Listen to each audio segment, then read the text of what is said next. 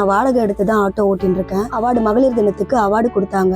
அப்போ நான் ஆளுநர் ஐயா கிட்ட ஒரு கோரிக்கை வச்சேன். எனக்கு வாடகை வண்டி ஓட்டுறேன், அதனால எனக்கு சொந்த ஆட்டோ கிடைச்சா நல்லா இருக்கும்னு நான் கேட்டேன். மனு கொடுத்துட்டு நான் வந்துட்டேன். சொல்லி ஒரு 3 மாதம் ஆயிடுச்சு. 2 நாளைக்கு முன்னாடி எனக்கு கால் வந்துச்சு ராஜ்பவன்ல இருந்து, இந்த மாதிரி உங்களுக்கு ஆட்டோ ஓகே ஆயிடுச்சு. சரி, அது நேற்று வந்து வெள்ளிக்கிழமை அன்னைக்கு எங்களுக்கு கொடுத்தாங்க ராஜ்பவன்.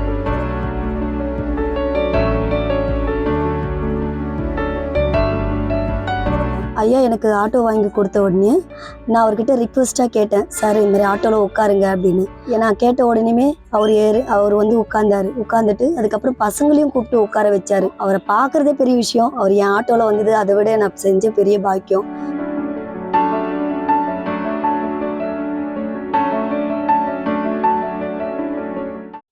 வணக்கம், என் பேர் அமலா. நான் செங்கல்பட்டு மாவட்டத்தில் எல்லம்மன் கோவில் தாண்டி விளம்பூர்ன்ற கிராமத்தில் இருந்து இருக்கேன். நான் வந்து 2019 ஆட்டோ ஓட்டுறேன். நான் சொந்த ஆட்டோ வச்சுருந்தேன். எனக்கு லாக்டவுனில் இருந்தது, எல்லாமே போயிடுச்சு. அதுக்கப்புறம் நான் வாடகை எடுத்து தான் ஆட்டோ ஓட்டின்னு இருக்கேன். அப்போது எனக்கு இரவின்னு ஒரு ட்ரஸ்ட் மூலமாக ஒரு மேம் ஒருத்தவங்க ஆட்டோவில் சவாரிக்கு வந்தாங்க.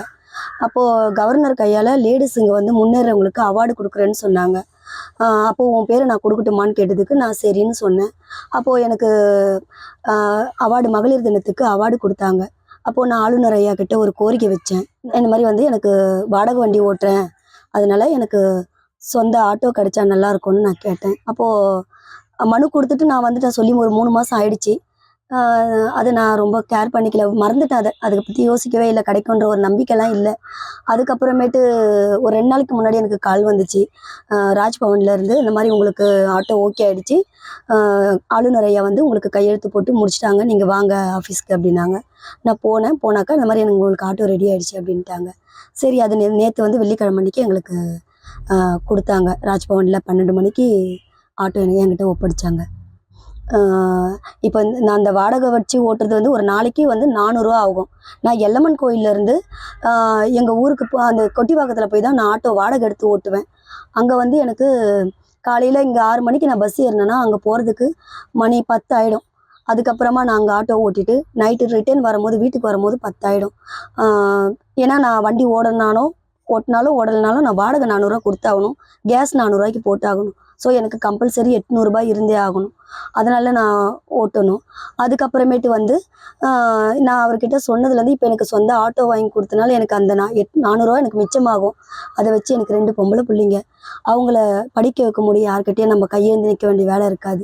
ஐயா எனக்கு ஆட்டோ வாங்கி கொடுத்த உடனே நான் அவர்கிட்ட ரிக்வெஸ்ட்டாக கேட்டேன், சார் இது மாதிரி ஆட்டோவில் உட்காருங்க அப்படின்னு. ஏன்னா அந்த வாய்ப்பு இப்போ நம்ம எல்லாரையும் பார்த்துடலாம், ஆளுநர் ஐயாவை பார்க்க முடியாது. ஏன்னா கேட்ட உடனேமே அவர் வந்து உட்காந்துட்டு அதுக்கப்புறம் பசங்களையும் கூப்பிட்டு உட்கார வச்சாரு. நீ தனியாக ஓட்ட தேவையில்ல, பசங்களையும் உட்கார வைமா அப்படின்னு சொல்லி. ஸோ அதெல்லாம் அவர் வந்து உட்காருவாருந்த எனக்கு பெரிய ஒரு விஷயம். அவரை பார்க்குறதே பெரிய விஷயம். அவர் என் ஆட்டோவில் வந்தது அதை விட நான் செஞ்ச பெரிய பாக்கியம். எனக்கு இந்த மாதிரி உதவி பண்ண ஆளுநர் ஐயாவுக்கு நான் மனப்பூர்வமான நன்றி தெரிவிச்சுக்கிறேன். செய்திகளை உடனுக்குடன் தெரிந்து கொள்ள உடனே சப்ஸ்கிரைப் பண்ணுங்க.